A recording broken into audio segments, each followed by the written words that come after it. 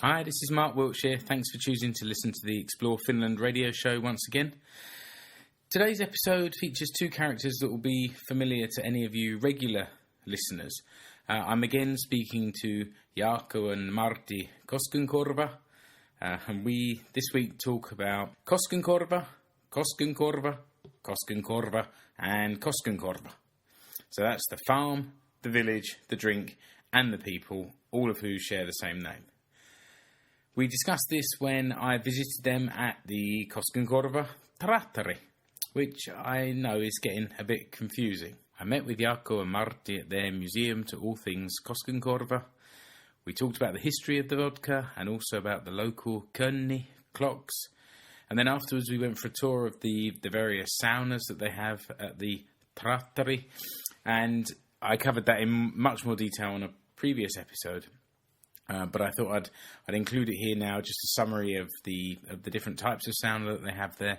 So now let's go and talk once again to Jaakko and Martti. So Jaakko, thanks for inviting me here today. But maybe you can tell everybody where here is. Where are we?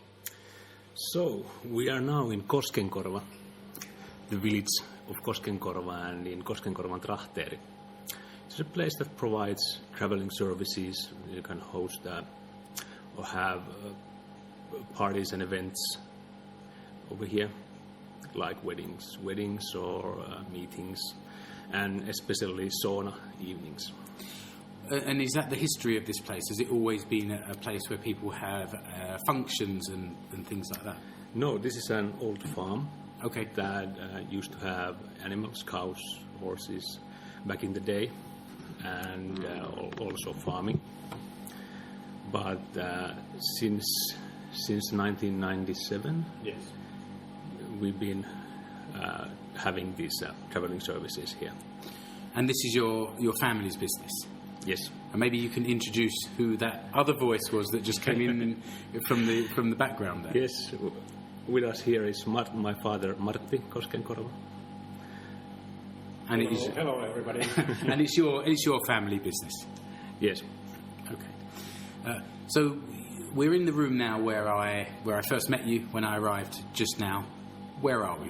What is this room we're in now? This room where we are in is the Koskenkorva Museo. So as you probably know, this village is famous for produce that is made in here in the Altia factory. And we have collected here things in this museum, things about the factory and the product it makes, and also the history of alcohol in Finland in general. Yeah, I so think it's a theme museum. Yeah. And we can mention once now for everybody that's listening that Koskenkorva is a liquor. It's a vodka type drink. Yes. That's named after the village that we're in now, which also shares your name. Yes. So this could get confusing if we're talking about lots of different things that all have the same name. So maybe talk to us a little bit about what's in this museum that we're in now. Maybe at first, as you mentioned, it gets confusing with all the Koskenkorvas everywhere. So it all started with the house and farm of Koskenkorva, okay, which we are in now, around which grew the village of Koskenkorva. And then in the 50s, the factory, Altia factory, or back then Alko factory, was founded here. And when they started making their first product, they chose to name it after the village.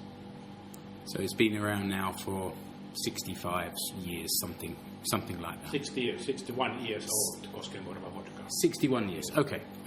So that's good. So we have a timeline. It was a farm, then a village, then a brand around that.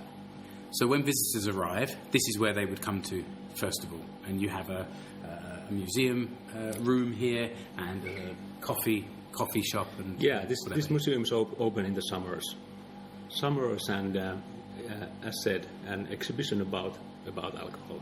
Okay, shall we maybe have a quick walk around? Are there one or two things that maybe you'd like to show us? Yeah. Right. So one part of the exhibition here is the history of alcohol in Finland, which is pretty interesting and has many phases. Yeah, okay. So here we have a distillation pan that's around 150 years old. And you can see that it's stamped by the official stamp of the emperor, that it's an official pan for distilling alcohol, which was legal back then. People could do it themselves. Now, you've set me quite a challenge at the beginning of our conversation to try and describe this. It's like a large cylindrical pan with a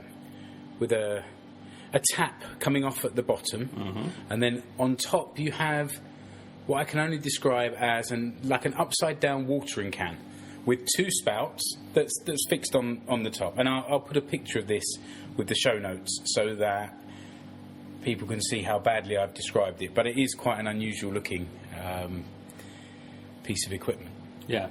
So the basic process is that you have a mash of water and grain and yeast. Then it starts fermenting, and then you boil it to get so that the ethanol falls away from there, and then you cool that ethanol vapor so you get it separated from the other liquids. And so the finished product drips down the pipes at the top. Is that right? Okay. Yeah. I'm remembering a little about distilling from my science classes some 20-something years ago. Okay. All right. So this was back from the time when people could make alcohol legally themselves. That's one end, and maybe the other extreme is then the time of Prohibition. So when was the time of Prohibition in Finland? 1866. 130 years before Koskenkorva factory. Okay, and some 30 years before America banned. Yes. Yeah. Okay. Okay. Before. Yeah. And how long did that last? It's finished 1932. Okay, so that's like 50, around 50 years of Prohibition. Okay, and of course, nobody wanted to obey this completely, and so you have some exhibits here to show how they got around it. Absolutely. During the Prohibition, Finns drank a lot, so that didn't have the effect that was intended. And here we have this kind of unofficial distillation device that was usually hidden in the forest from the authorities. Okay. And as you can see, it's much more crude than the official one, although it's newer. And you have it sitting there on some large stones with wood underneath, which would have been the fire to heat the mash inside. Okay. But the most of the illegal alcohol was bring here in Finland for German or Estonia, other countries. Only little was making by itself in the forest. Okay. Yeah, so there was a good black market import trade going on. Okay, I understand. All right, so the second part of this exhibition is some information about the factory and how it was founded here. The Alko factory was built in the 30s, but it started making alcohol in 1952. It was because the war time. Yes. The war started 1938 and 9, and then there was no potatoes, which was making alcohol. So we eat every potatoes we have. Of course, and so that was the first recipe that was used here at the factory. Okay. Yeah, first from potatoes and then from barley, which continues to this day. Comparing to the old methods of distilling the alcohol, you might distill it once in those pans we just looked at, but the process currently in use, I think they distill it 200 yes, times? 250 times. 250 distill it. Then it's very clean. Extremely pure. In USA, they have a contest which the best ethanol in the world, and Koskenkorva Ethanol won this competition. There was 250 different ethanols, or vodka. Vodka is ethanol and water. And they tested with the cleanest ethanol, and this was Koskenkorva Ethanol is the cleanest ethanol. So I'm understanding correctly that the process that we just discussed about the distilling, for one bottle, it is distilled 250 times before it's put in the bottle and sold. Yes, before it's ready. It's 96 strong ethanol, which they make here. And then they they take it into Rajamäki near Helsinki, and there they put it in bottles. Okay, I understand.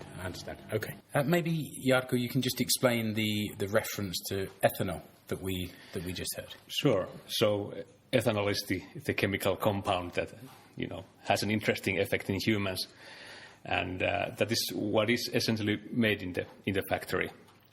But then when it's made to a drink, it's called vodka or viina in Finnish. Right. Okay.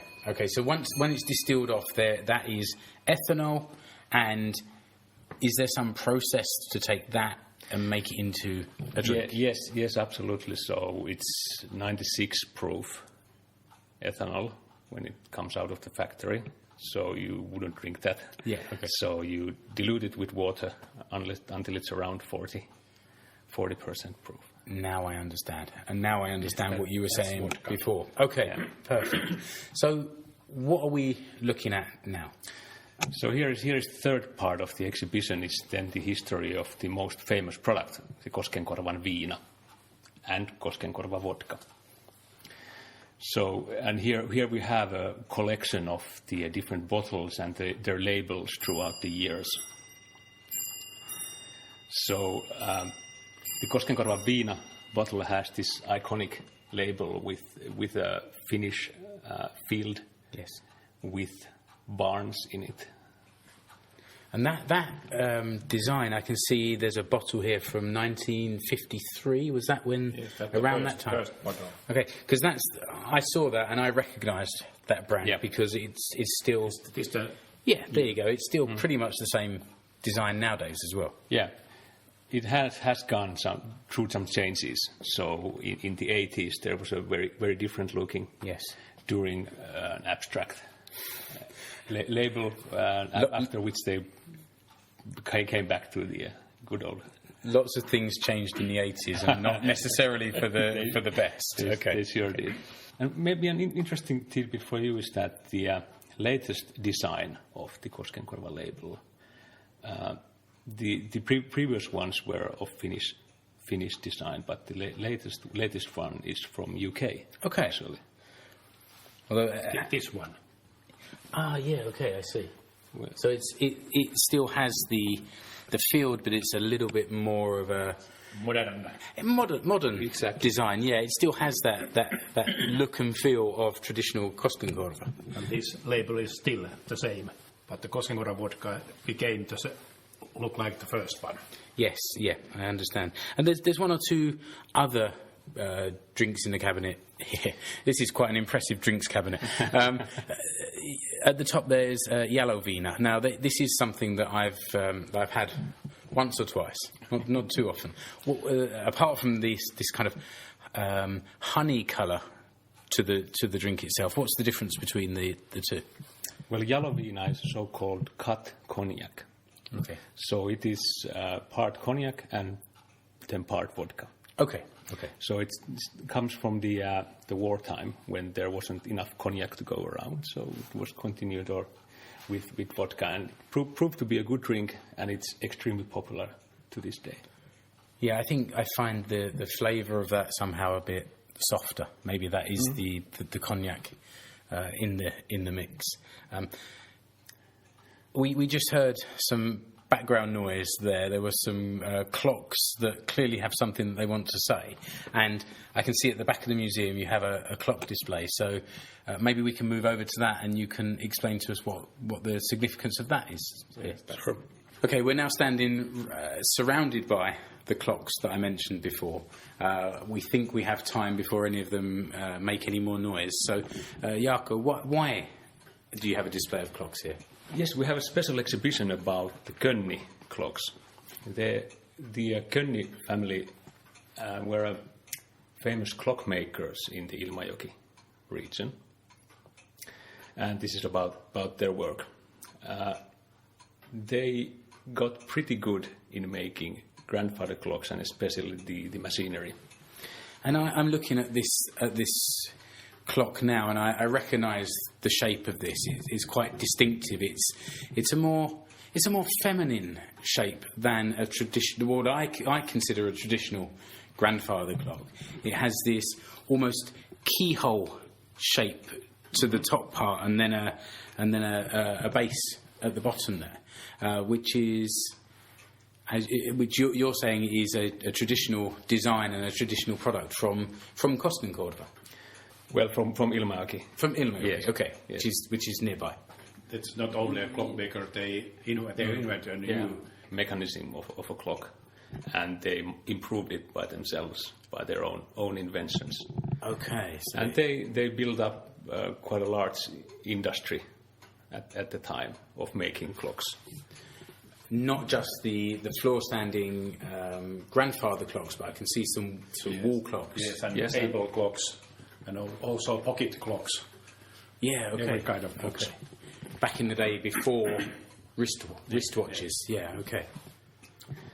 Yes, and they also improved and invented on the process of making the machinery. So we here have a machine called keerverkki. That is kind of like this. Well, you know that clock machinery has lots of cogs. Yes, in it. Sure. And this is a machine for making those cogs in a kind of semi-automatic way. Yes, yeah. And what sort of period are we talking about when this was at its height? The Könni started making clocks in 1780, and they start 1860. They started. It's 100 years. Yes, okay. Four generations, and 100 years. So they passed the skill on their sons. And is the brand still going now, or have they stopped? It's not. No new clocks are produced under that brand. So, but in Finnish speak, Könnikello is very well known to mean a clock of this type. Yes, we're seeing here. The best clocks are Könni clocks. Yes, and the brand has become the name of that type of clock. In those time when we make the clocks, there's here only the lights. It's very difficult to have a light in the night time. Yes, you have to use oil lamp or candle. Those I take a rope. If it's very dark, you don't have to put a candle on. You pull this, and the clock tells you what was the last hour it's hit. So you know what the time is in the night times. That's clever. That's clever. Convenient, isn't it? Yeah, that's right. And we managed to get to hear one of the clocks just one more time on here as well. So that was nice. We've come outside now to look through some of the different examples of sauna that's here at the Koskenkorva Trahteeri. Jaakko, what's this sauna that we're in now? We are now in a smoke sauna. Okay. So, starting with the history of sauna. So, this is an example of kind of the oldest type of a sauna. In the sense that you have the stove here, and you have the place to burn the wood in, warm up the stones, but the smoke then comes inside the sauna. So this is in one corner of the sauna here. You've got a square brick construction that has space underneath to burn the wood, and then on top it has the sauna stones, which have a specific name, which is Kiuaskivet. Kiuas. Yes, that's Kiuas. Yes. So the smoke enters the sauna and exits via a small window on the back. And this is the smoke that's just generated by the wood burning to fire the heat. Okay. So in order to build a sauna like this, you just need to have some logs, build the walls, build the ceiling, then build the kiuas. You don't have to have skills to measuring skills to build a chimney. Yes. Okay. So since this was what saunas were at first. So we're in the second outdoor sauna now. Jaakko, where are we? So this one we call the Aito Kiuas sauna. And it has the same basic principle as the smoke sauna. So you have kiuas underneath, place to burn the wood to heat up the stones. But this one has a chimney. And on top of the queue was this kind of a hat. That means that while warming up the sauna, the smoke doesn't come inside the sauna itself, but exits through this chimney. Right. So very often saunas are built like next to a lake, so that you can hop and have a swim. Here we don't have that luxury. We do have a river, the Kyrönjoki, running there, but it's 200 meters to that direction. So we built 2 pools right beside our saunas here. So we have a hot tub that is also heated up with wood. It's especially nice to sit in it in the winter time when it's snowing. Yeah. And then we have a cold pool, and you probably heard about Avanto in Finland. This is when you come from the sauna and go straight into the icy Yes, water. you saw a hole in the ice and you go swimming there. So we have an artificial Avanto. Okay, and that's inside the shed there. You have the option in the winter. Someone can come and sit in the warm water, and in the summer, if they're feeling particularly brave, then they can put themselves in the cold. Yes, but they go there also in the winter time, in the cold water. And this is not only in summer times. And this is what makes the Finnish nation what it is. This ability to get in that freezing water when it's in the middle of winter. We've come back inside now. You'll hear a different sound, a bit of an echo. That's because we're standing inside the third sauna here. Jaakko, what is this room? Well, this sauna we call the entertainment sauna. Okay. It's first of all, it has an electric kiuas, so it's a modern electric sauna. But the entertainment part here is because we have a television here. Oh, right, in the corner behind Yes. me here. Okay. And also right next to it, a refrigerator for drinks. What do we have through in the next room there? This is the fourth of your 4 saunas, is that right? Yes, and you could say that this is the most modern one. This is an infrared sauna. Okay, so this particular one is much smaller. We're talking about maybe 2 meters by 2 meters square, maybe 4 or 6 people sitting in there. 6 people max, and there is no kiuas in there. So it heats you up in different way. These walls have infrared elements inside them. So where in a traditional sauna, the air around you is hot and it heats you up. The infrared sauna, there is infrared radiation that makes you sweat. So this is warming the person, and then the heat coming off of the person makes the room warmer, I guess, rather than the... In a sense, yes. Yeah. So we've made our way out of the sauna areas now. We're in one of the changing areas, and Martti and Jaakko say they've got one more surprise to show me. So, okay, that's a huge padlock. Martti, what's behind there? We have a straight pipeline to the next of the alcohol factory, which is making the Koskenkorva vodka, and this is the only place in the world where you can have 6 minutes old vodka. Jaakko, Martti, thank you very much for showing me around. I've learned a lot. I know that everyone listening has learned a lot. Maybe you'd just like to tell people when they can come and visit you. Obviously, there's the museum, and then actually bookings for using the saunas as well. So the Koskenkorva Museum is open in the summers. So next summer in July and August. So that's in line with the kind of Finnish holiday season in sort of just after high summer. Yeah, and you can find more about it at koskenkorvamuseo.com. Okay, and I'll put links to that in the show notes. And if people want to come and experience the different saunas, well, yes, the saunas are available for order. Okay. So for groups, so you can contact us and we can plan a proper sauna evening for you. We need to select which saunas and what you want to have for dinner and so on.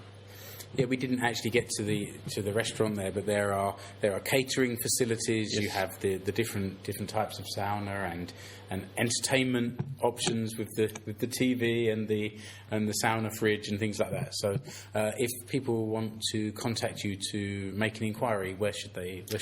Well, you can go to our website trahteeri.com. Okay. And contact us by there. Jaakko and Martti, thank you very much for your time, and thanks for coming. It's been a pleasure and an education. Goodbye. Goodbye. Bye. So that's the end of another episode of the Explore Finland radio show. Thanks once again to Jaakko and Martti for their time. If you enjoy the show and you want to show your support, then please take a minute to subscribe, rate and review the show on iTunes, Stitcher Radio or Feedburner.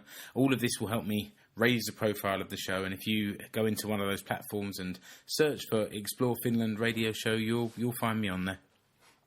If you want to connect with me on social media, then again search for the Explore Finland radio show on Facebook, Google Plus or Instagram, or at Explore Finland on Twitter. You can use any one of these to spread the word to your friends and family and invite them to explore Finland with us. You'll find today's show notes on my website, www.explorefinlandpodcast.com. And remember, if you subscribe to my mailing list, then I'll email you the show notes every time I release a new show. Finally, let me know if there's a subject you want me to cover in a future episode. Contact me either via the website or via social media. Anyway, I'll be happy to hear from you. So until next time, thanks for listening and see you again on the Explore Finland radio show. Bye.